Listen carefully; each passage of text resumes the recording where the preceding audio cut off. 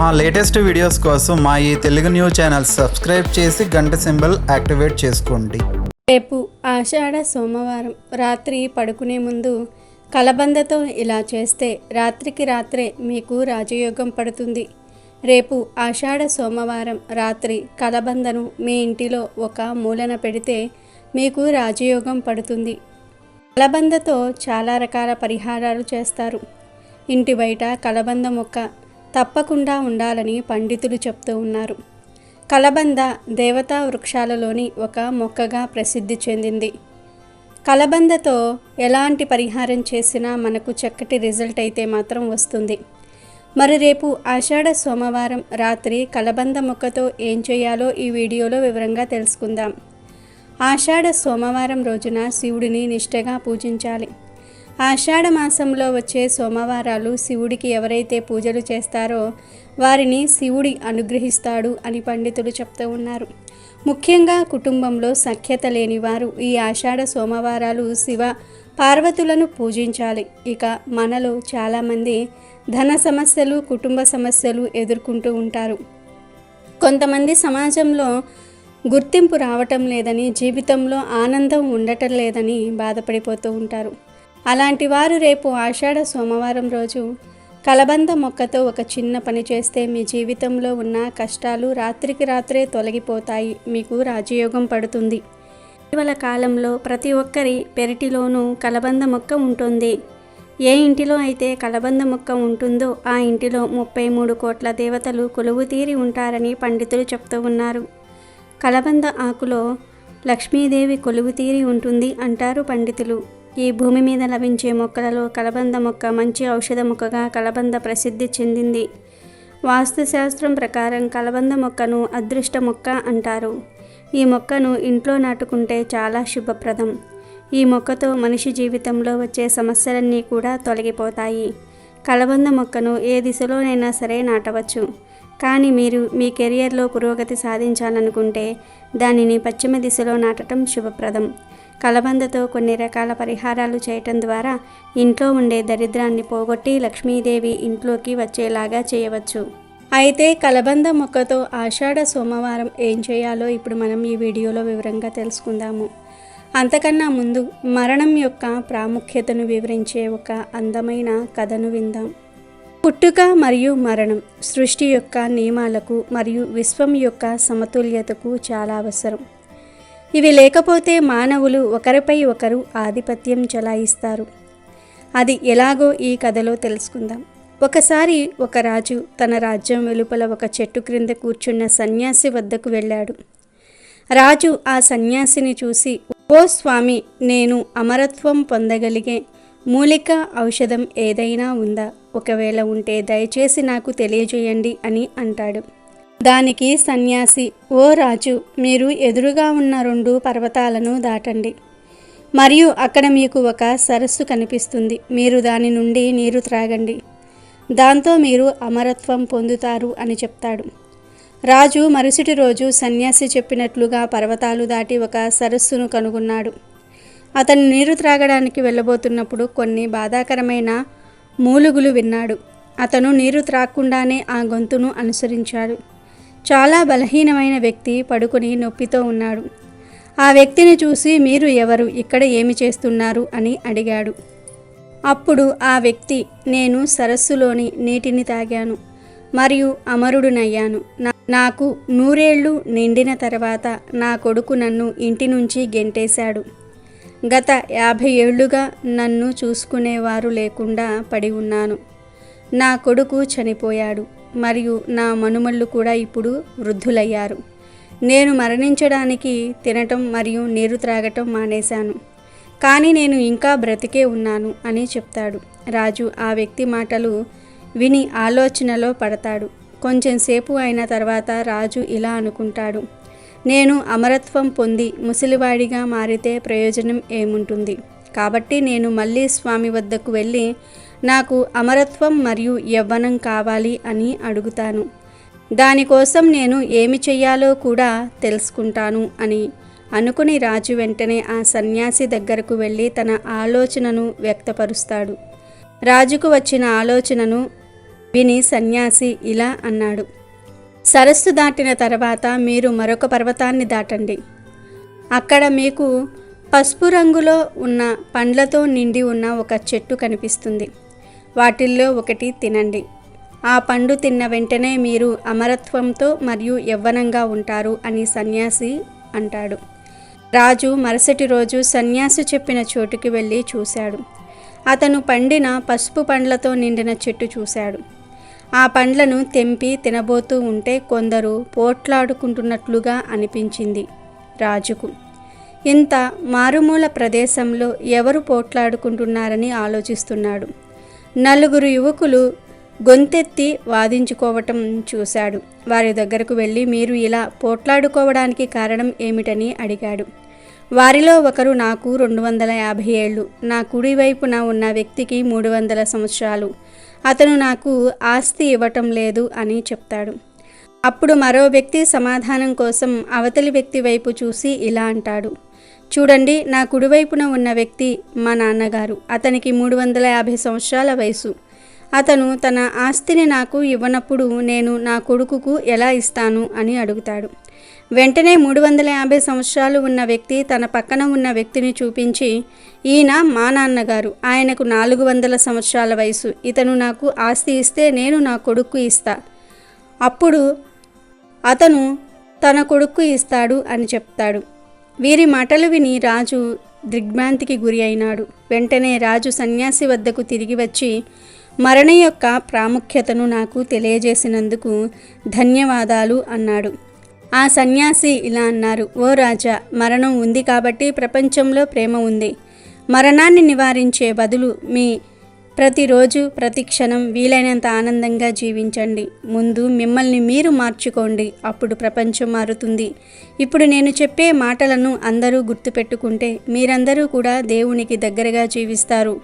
మీరు స్నానం చేసేటప్పుడు భగవంతుని నామాన్ని జపిస్తే అది తీర్థస్నానం, అంటే పవిత్ర గంగా స్నానంలాగా ఉంటుంది. అలాగే ఆహారం తినేటప్పుడు జపం చేస్తే ఆ ఆహారం ప్రసాదం అవుతుంది.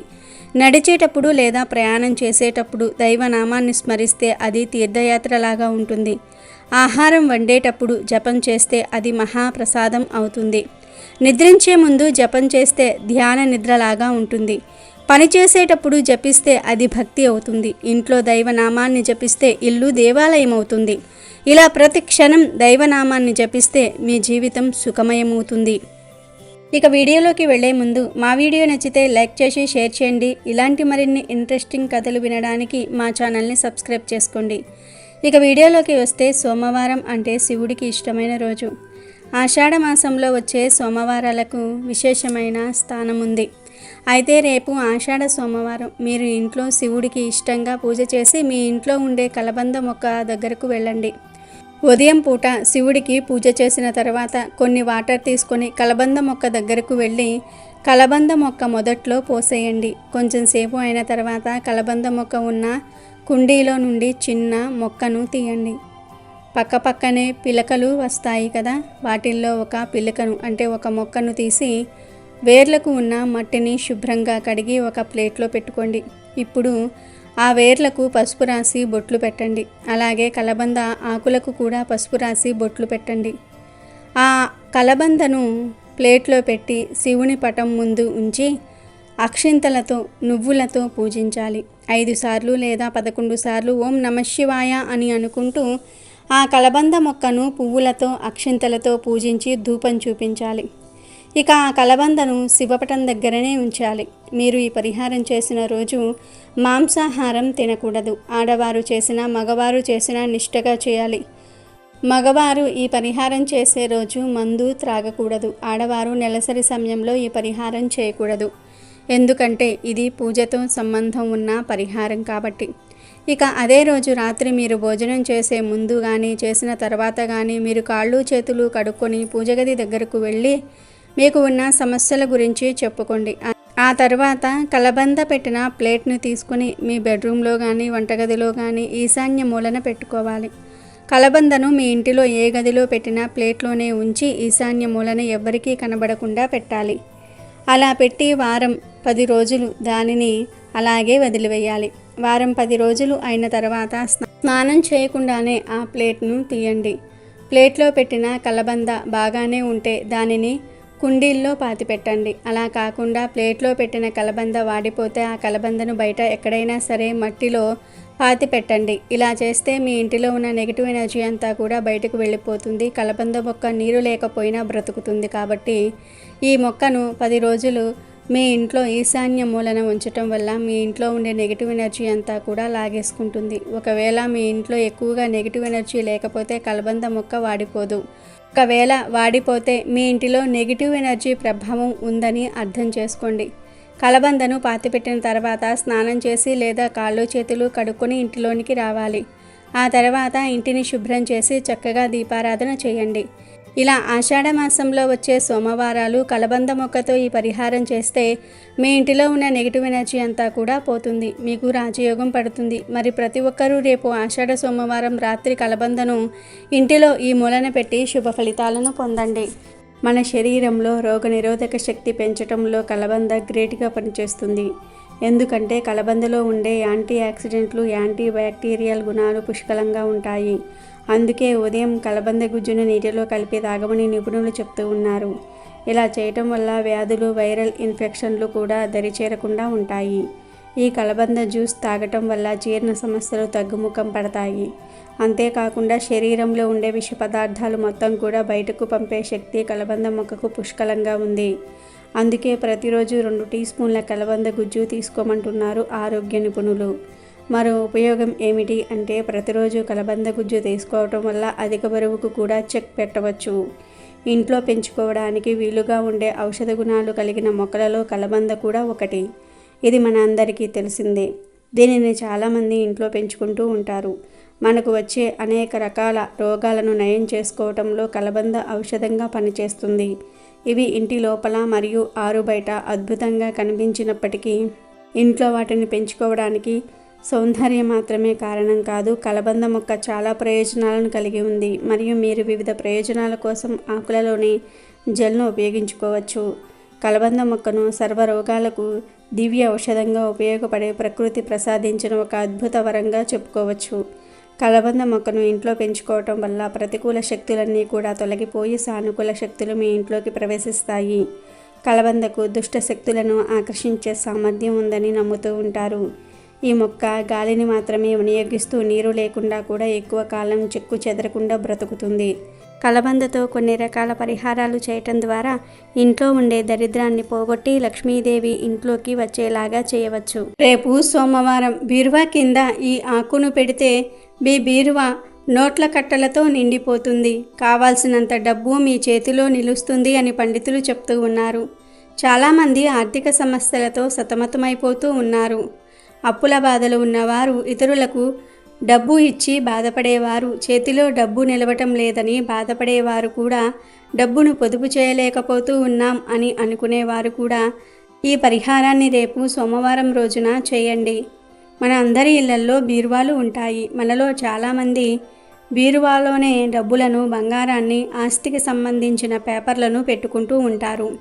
మనమందరము సంపాదించే సంపాదనలో కొంచెం డబ్బును ఖర్చు చేయడానికి ఉపయోగిస్తే మరికొంచెం డబ్బును పొదుపు చేయడానికి బీరువాలో దాస్తాము. కానీ ఖర్చుల కోసం తీసిన డబ్బులు అయిపోతాయి. వాటితో పాటు పొదుపు చేసిన డబ్బులు కూడా ఖర్చు అయిపోతూ ఉంటాయి. ఇలా డబ్బులను ఏదో ఒక విధంగా పొదుపు చేసిన చివరికి అవి ఖర్చు అయిపోయేసరికి మనకు ఆర్థిక సమస్యలు వస్తాయి. కొన్ని అవసరాలకు చేతిలో డబ్బులు ఉండవు. అయితే డబ్బుకు సంబంధించిన ఏ సమస్యలు ఉన్నా రేపు సోమవారం బీరువా కింద ఈ ఆకును పెట్టడం వల్ల మీకు విపరీతంగా డబ్బు వస్తుంది. డబ్బును పొదుపు చేసే ఆలోచనలు వస్తాయి. ఆర్థిక పరంగా ఎదగడానికి మార్గాలు వస్తాయి. ఈ ఆకును బీరువా కింద పెడితే మీకు చేతి నిండా పని దొరుకుతుంది. దానితో పాటు మీకు కావలసిన డబ్బు కూడా లభిస్తుందని పండితులు చెప్తూ ఉన్నారు. అయితే ఈ ఆకును పెట్టడం వల్ల మీ ఆర్థిక స్థితి మెరుగుపడుతుందా అంటే ఖచ్చితంగా మెరుగుపడుతుంది. అది కూడా మీరు చేయవలసిన ప్రయత్నాలు చేసిన తర్వాతనే. పరిహారాలు పాటించి కష్టపడకుండా డబ్బు రావాలి అంటే ఎవ్వరికీ డబ్బు రాదు. ఈ పరిహారం చేయటం వల్ల మీకు ఆర్థిక పరంగా ఎదగడానికి ఉన్న అడ్డంకులన్నీ కూడా తొలగిపోతాయి. మంచి ఆలోచనలు చేసి ఆర్థిక పరంగా వృద్ధి చెందగలుగుతారు. ఈ ఆకును రేపు సోమవారం బీరువా కింద పెట్టి మీ ప్రయత్నాలు మీరు చేయండి.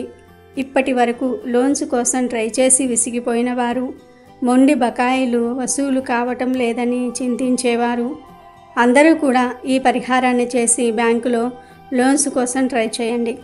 ఖచ్చితంగా లోన్స్ దొరుకుతాయి. ఇక అప్పుల బాధలతో బాధపడే వారికి అప్పులను ఎలా తీర్చాలనే అవగాహన వస్తుంది. మరి రేపు సోమవారం బీరువా కింద ఏ ఆకు పెట్టాలో తెలుసుకునే ముందు చాలామంది బీరువా విషయంలో తెలిసి తెలియక కొన్ని పొరపాట్లను చేస్తూ ఉన్నారు. ఆ పొరపాట్ల వల్ల లక్ష్మీదేవి అనుగ్రహం మీకు కలగటం లేదు. ఇంటిలో లక్ష్మీ స్వరూపంగా భావించే బీరువాను చాలా పవిత్రంగా భావించి కొన్ని జాగ్రత్తలను తీసుకోవాలని పండితులు చెప్తూ ఉన్నారు. మరి బీరువా విషయంలో ఏ జాగ్రత్తలు తీసుకుంటే లక్ష్మీదేవి అనుగ్రహం మనకు కలుగుతుందో, ఇంట్లో డబ్బు నిలుస్తుందో ఇప్పుడు మనం ఈ వీడియోలో తెలుసుకుందాము. సోమవారం బీరువా కింద ఏ ఆకు పెడితే మీ బీరువా అంతా డబ్బుతో నిండిపోతుందో ఇప్పుడు మనం తెలుసుకుందాం. రేపు ఉదయం తలకు స్నానం చేసి దీపారాధన చేయండి. అలాగే మీకు దగ్గరలో ఉన్న ఏదో ఒక గుడికి వెళ్ళి అక్కడ నుండి ఒక రావి ఆకుని తెచ్చుకోండి. ఒకవేళ మీ ఇంటికి దగ్గరలో ఏదైనా రావి చెట్టు ఉంటే ఆ చెట్టు నుండి ఒక ఆకును తెచ్చుకోండి. ఒకవేళ మీరు గుడిలో నుండే రావి ఆకును తెచ్చుకోవాలని అనుకుంటే తెల్లవారుజామునే లేచి స్నానం చేసి గుడికి వెళ్ళి రావి ఆకును తెచ్చుకోండి. గుడిలో పూజించే రావి చెట్టు నుండి ఆకులను తెంపకూడదు కాబట్టి క్రింద పడిన రావి ఆకును తెచ్చుకోండి. ఇంకా ఆ ఆకు మంచిగా ఉండాలి. పూజించని రావి చెట్టు నుండి ఆకులను తెంపి తెచ్చుకునేవారు ముందుగా ఆ చెట్టుకు నమస్కరించుకొని పసుపు నీటిని సమర్పించి ఆ ఆకును తెంపాలి. ఇలా రావి ఆకును ఇంటికి తీసుకొని వచ్చిన తర్వాత ఆ ఆకును నీటితో శుభ్రం చేసి ఒక ప్లేట్లో పెట్టుకోవాలి. మీరు పరిహారంలో వాడే రావి ఆకు శుభ్రంగా ఉండాలి, అలాగే కాడలతో ఉండాలి. ఇక ఆకును ప్లేట్లో పెట్టిన తర్వాత కొంచెం పసుపు కుంకుమలను కూడా ఒక గిన్నెలో వేసుకొని అందులో గంగాజలం వేసి పేస్ట్ లాగా కలపాలి. ఇప్పుడు పూజా స్టోర్స్లో మనకు గంగాజలం దొరుకుతుంది కాబట్టి ఈ పరిహారంలో గంగాజలం ఉపయోగించడం మంచిది. పసుపు కుంకుమలను పేస్ట్ లాగా చేసి మీ చిటికెన వేలితో ఓంకారం గుర్తును వేయాలి. ఓంకారం గుర్తు వేసే ముందు మీ మనసులో శివ పంచాక్షరి మంత్రాన్ని మాత్రమే జపించాలి. మనసును లగ్నం చేసుకొని ఈ పరిహారం చేస్తే మంచి శుభ ఫలితాలను పొందుతారు. శివ పంచాక్షరి మంత్రం జపిస్తూ ఆకుపై ఓంకారం రాసి శివుడి పటం ముందు లేదా లక్ష్మీదేవి పటం ముందు పెట్టి మీకు ఆర్థిక పరంగా ఏ సమస్యలు ఉన్నాయో వాటిని చెప్పుకోండి. ఇక ఆ ఆకుపైన ప్లేట్ను తీసుకొని వెళ్ళి బీరువా కింద పెట్టండి. ఆకును బీరువా కింద పెట్టే ముందు వీలైతే ఆ బీరువా కింద పద్మ ముగ్గును కూడా వేయండి. ఇలా రేపు సోమవారం బీరువా కింద రావి ఆకును పెట్టడం వల్ల మీ ధన సమస్యలన్నీ కూడా తీరిపోతాయి. రావి చెట్టు విష్ణు స్వరూపమని పండితులు చెప్తూ ఉన్నారు. రావి చెట్టును పూజించి ఆ చెట్టు నుండి రాలిపడిన ఆకును బీరువా కింద పెట్టడం వల్ల మీకు లక్ష్మీదేవి అనుగ్రహం కలుగుతుంది. ఆర్థిక పరంగా ఉన్న సమస్యలన్నీ కూడా తొలగిపోతాయి. మీ బీరువాలో దాచిపెట్టిన డబ్బు రెండింతలవుతుంది. కాబట్టి రేపు సోమవారం ప్రతి ఒక్కరూ కూడా బీరువా కింద ఈ ఆకు పెట్టి శుభ ఫలితాలను పొందండి. అలాగే బీరువా విషయంలో తగినన్ని జాగ్రత్తలను కూడా తీసుకొని లక్ష్మీదేవి అనుగ్రహాన్ని పొందండి. సిరి సంపదలతో సంతోషంగా జీవించండి. ఉత్తర వాయువ్యంలో బీరువాను పెట్టి డబ్బులు నగలను ఆ బీరువాలో పెడుతూ ఉంటే ధనం పెరగటమే కాకుండా ఇంట్లో అందరూ సంతోషంగా ఉంటారని వాస్తుశాస్త్ర నిపుణులు చెప్తూ ఉన్నారు. లక్ష్మీ కటాక్షం కలుగుతుందని చెప్తూ ఉన్నారు. ముఖ్యంగా ఉత్తర గోడ పడమటి గోడ రెండూ కలిసిన మూలన బీరువాను పెడితే మంచిదని వాస్తుశాస్త్ర నిపుణులు అభిప్రాయపడుతూ ఉన్నారు. బీరువా నుండి ఎప్పుడూ సువాసన వచ్చేలాగా చూసుకోవాలి. బీరువాకు ఒకవైపు డోర్ మీద స్వస్తికు ఓం శ్రీ గుర్తులను వేసి ఉంచాలి. మరోవైపు లక్ష్మీదేవికి అటూ ఇటూ ఏనుగులు ఉన్న బొమ్మను పెట్టుకోవాలి. ఇలా వేయటం వల్ల ఆ ఇంట్లోకి డబ్బు ఎక్కువగా వస్తుందని వాస్తుశాస్త్ర నిపుణులు చెప్తూ ఉన్నారు. ఇటీవల కాలంలో బీరువాలలో రకరకాల మోడల్స్ కనిపిస్తూ ఉన్నాయి. వాటిల్లో బీరువాకు అద్దం ఫిట్టింగ్ చేసి ఉన్న బీరువాలు కూడా కనిపిస్తూనే ఉన్నాయి. అయితే అలా అద్దం అమర్చి ఉన్న బీరువాలను ఇంట్లో పెట్టుకోకూడదని వాస్తుశాస్త్ర నిపుణులు చెప్తూ ఉన్నారు. అద్దం ఉన్న బీరువా ఇంట్లో పెట్టుకోవటం వల్ల ఆర్థిక ఇబ్బందులు ఎదురవుతాయి అని చెప్తూ ఉన్నారు. అద్దం ఉన్న బీరువాకు ఆర్థిక ఇబ్బందులకు లింక్ ఏమిటి అని అనుమానం రావచ్చు. కానీ మీరు స్నానం చేసి ఇంట్లోకి వచ్చిన తర్వాత ప్రతి ఒక్కరూ కూడా అద్దం ముందు నిలబడి రెడీ అవుతూ ఉంటారు. బయటకు ఎక్కడికి వెళ్ళి వచ్చినా అద్దం ముందు ముఖాన్ని చూసుకుంటూ ఉంటారు. అయితే అదే బీరువాలో మనం డబ్బును మరియు బంగారాన్ని పెట్టుకుంటూ ఉన్నాం కదా. కాబట్టి బీరువాలో లక్ష్మీదేవి ఉంటుందని వాస్తు నిపుణులు చెప్తూ ఉన్నారు. కానీ బీరువాకు అద్దం అమర్చి ఉండటం వల్ల ఆ లక్ష్మీదేవి కటాక్షం ఉండదు అని చెప్తూ ఉన్నారు. ఎక్కడికి పడితే అక్కడికి వెళ్ళి వచ్చి అద్దం చూసుకోవటం వల్ల లక్ష్మీదేవి అక్కడ నుండి వెళ్ళిపోతుందని చెప్తూ ఉన్నారు. కాబట్టి బీరువా కొనుగోలు చేసే సమయంలో అద్దం అమర్చలేని బీరువాలనే కొనుక్కోవాలని సలహా ఇస్తూ ఉన్నారు. అలాగే చీపురుతో ఇంటిని ఊడ్చేటప్పుడు బీరువా చుట్టూ ఊడ్చకూడదు. కేవలం తడిగుడ్డతో మాత్రమే బీరువా చుట్టుప్రక్కల తుడుచుకోవాలి. బీరువాలో పాత వస్తువులు, పాడైపోయిన వస్తువులు ఉండకూడదు. పనికిరాని వాటిని బీరువాకు దూరంగా ఉంచుకోవాలి. బీరువా తలుపులు తెరచి తలుపులు వేయటం మర్చిపోతే లక్ష్మీదేవి వెళ్ళిపోతుంది. బీరువాకు యజమాని కాళ్ళు తగిలితే అదృష్టలక్ష్మి అనుగ్రహం పోతుంది. స్నానం చేయకుండా బీరువాను తెరవకూడదు. అలా చేయటం వలన ధనలాభం పొందే యోగం తగ్గుతుంది. ఇవి బీరువా విషయంలో చేయకూడని తప్పులు. అమెజాన్లో బెస్ట్ డిస్కౌంట్స్ కోసం వీడియో డిస్క్రిప్షన్లో లింకు ఉంది, చూడండి. అలాగే మా టెలిగ్రామ్ ఛానల్ సబ్స్క్రైబ్ చేసుకోండి.